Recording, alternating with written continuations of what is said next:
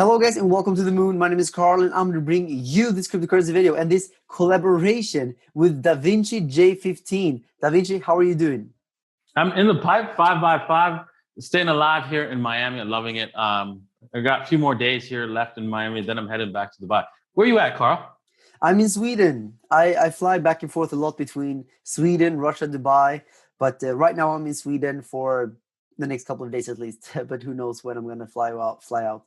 I'm very spontaneous. I usually book a flight ticket like the day before I go somewhere, only like one-way tickets. Wow, that's crazy. Yeah. I have two-way tickets all the time. Oh yeah? I'm not as spontaneous as you are. Okay, yeah. No, I like this freedom, just going in and see what happens.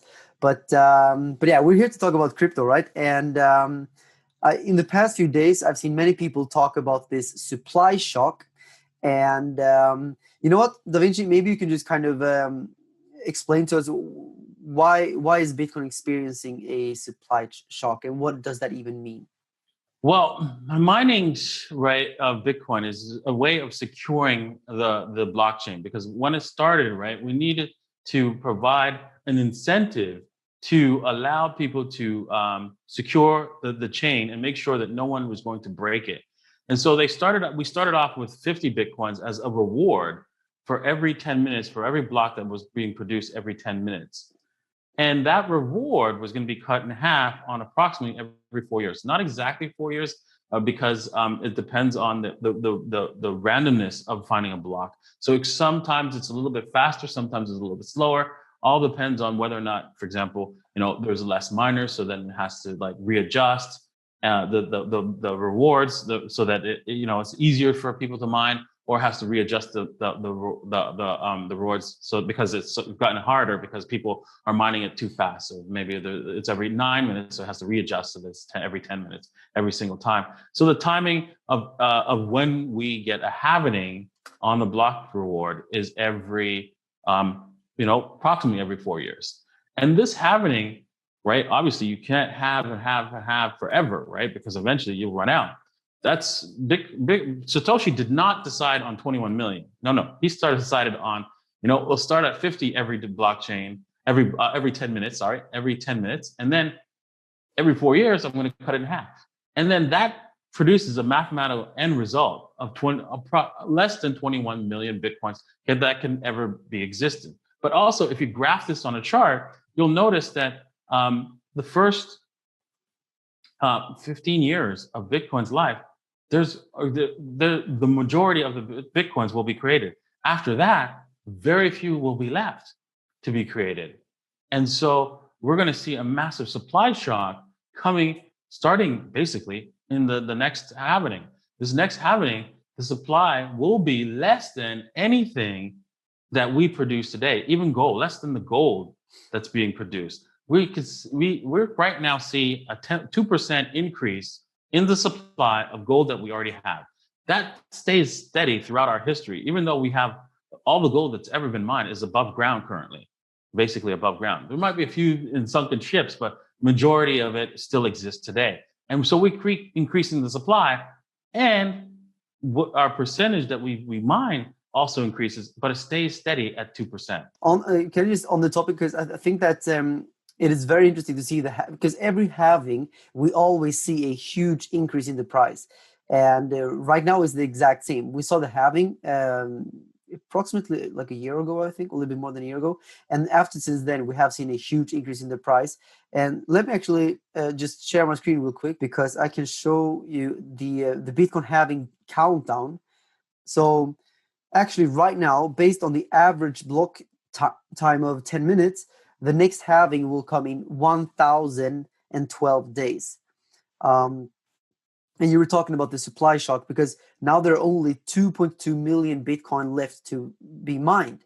These are the only Bitcoins that will ever be created. And after this, it's over. You cannot create more Bitcoin. So that's why we're seeing this like supply shock, I guess, like every halving. We see the inflation rate get cut in half, and I think that everyone knows that 21 million is the top right now. 18.7 million approximately in circulation, and yeah, 145,000 blocks until the next halving. I just thought I'd share that because yeah, 1,000 days left. I will leave the link down below to this Bitcoin halving countdown if you guys are interested in watching this, but you will be waiting for a while because, like I said, still 1,000 days. But this will lead to the next hype cycle. Or what do you think, Da Vinci? Yeah, that's the next happening, and once we get there, we're going to see less than 2% increase in the supply, and that's going to be a big shock because because that will be we'll have Bitcoin will be the most scarcest produced item in the world, and so that will make it the biggest supply shock to happen to happen to Bitcoin effectively, because the rest of the Bitcoins that are possibly going to be mined is insignificant to the ones that already exist. It's already insignificant to the ones that exist, but even more so Yeah. So in 2024. yeah, I agree with you 100%. And I guess everyone wants to know what would you think the price of Bitcoin would be at the top of the next bull cycle? So maybe like 4 or 5 years down the line. I think the top of the next bull cycle will be explosive and pretty much scary at that point. I think we'll see prices that are unbelievable, maybe in the 5 million plus range, because then at that point, it is clear that everybody knows what Bitcoin is and they need to have it. And there will be a rush to get it at that point. Um, because Bitcoin is such a solid protocol. When I think about how I'm trying to send a wire transfer, and I've been trying for the last month and a half, and I can't do it because of technical issues. And what technical issues have you ever encountered when you tried to send Bitcoin, Carl? Have you ever moved Bitcoin around? Very easily. Has there ever been any technical issues where, oh no, the Bitcoin network is down, so I can't send my Bitcoins? Has that ever No, happened to you? never ever. No, then that will never will. And so when you see that this is that power, and then you can see that, wait a second, also I can get on a plane. I came here with millions and millions of dollars worth of crypto, and nobody knew. When you see all of that, those features, and the people get it, finally get it, there's going to be a mad rush. And the mad rush will be helped by the fact that, hey, the media will be definitely pushing this as well, because by then the big guys have already bought in. 100%. I think that Bitcoin is going to go to millions of dollars per Bitcoin. And like you said, Bitcoin is the most scarcest asset we know of because it's the only asset that has a fixed supply.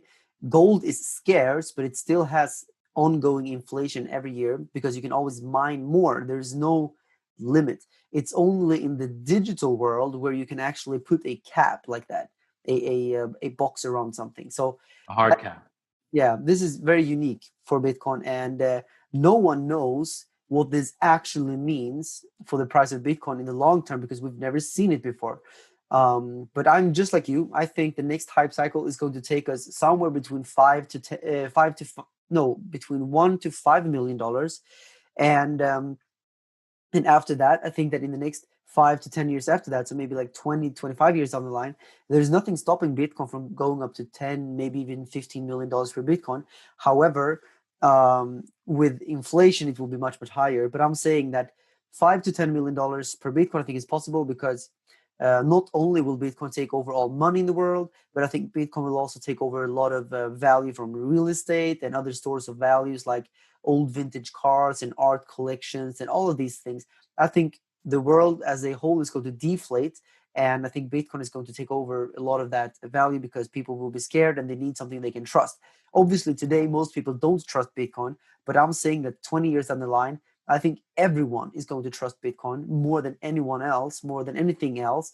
And that's why we will see a massive, massive inflow of billions and even trillions of dollars. And that will be also ultimately the end of our financial system as we know it, because if everything deflates and Bitcoin takes over, then we are talking about a new paradigm and a new financial world. It's going to be beautiful, I think, but it's also going to be brutal and horrible, the transition, because many people will lose everything, and it will be a very, very rough rough period of time, I believe, in the transition. But to build something new and beautiful, I think that we have to weed out all the bad and the old in order for the new to be able to grow. What do you say about that? Yes, I totally agree. I mean, this is this our whole system, right, is putting off the pain of a collapse in the financial system. Always, we always try to do that with monetary policy, and the problem was that is that we build up all the pain to we push the pain out to the future, and we build it up, and so now we built it up to a point where everybody's going to feel it, everybody's going to get hurt, and not just a few people, like if we had just let it happen before. And that's a sad thing, but that's going to all change. We're not going to see any bond. People right now, bonds are actually money. Did you know that? Bonds are considered money because that's what corporations save in order to not hold dollars because they need to increase their wealth. So they buy bonds. But now those bonds are like earning them sometimes even negative yields. So those are all going away. And there will be no point in owning a bond because you could just own Bitcoins because the Bitcoin value will rise over time. Yeah, it's a very strange world we're living in right now. And I think that Bitcoin is here to save the day. Without Bitcoin, we wouldn't have any alternatives. And I don't know what we would end up with. But I really believe that when this financial disaster happens, well, it's already happening. But I'm saying when it ultimately reaches its end game, Bitcoin will be there and take over as the new money, I believe. I think we both agree. Yes, we both agree on that. Absolutely. Nice. So what are we doing about it? We're accumulating all the time, right? Exactly. Always accumulate. Always buy Bitcoin because Bitcoin's here to stay. Yeah. Bitcoin's here to stay, and you need to be a part of it. Honestly, you do. 100%, 100%. Guys, Da Vinci's link, of course, will be down below. Go and go to his channel, leave a thumbs up on his videos. Also, leave a thumbs up on this video. If we reach 5,000 likes, then I guarantee that I will bring Da Vinci back on the channel. Of course, Da Vinci, do you have any final words before we wrap up? Yeah, just remember, always play from a position of strength and do not get wrecked. Nice. All right. Thank you. See you in the next collaboration. Bye-bye. Cheers.